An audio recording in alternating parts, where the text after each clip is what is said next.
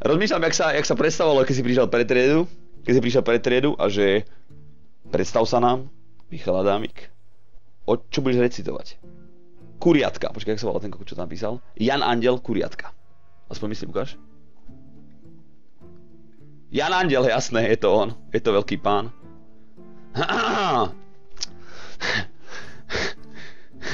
Predklon sa.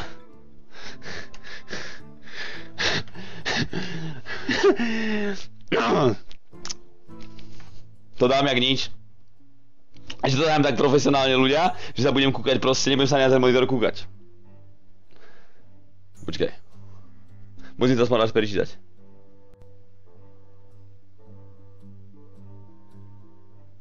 OK, mám to. Takže Jan Andel, Kuriatka. Zniesla sliepka vajíčko. Jedno? To je máličko. Zniesla druhé vajíčko. Aj to bolo máličko. Ale keď ich bolo 12, pane, sliepočka si sadla na ne. A sedela. Až raz prišla nedela, škrupiny sa popúkali. A kuriatka z nich vykúkali.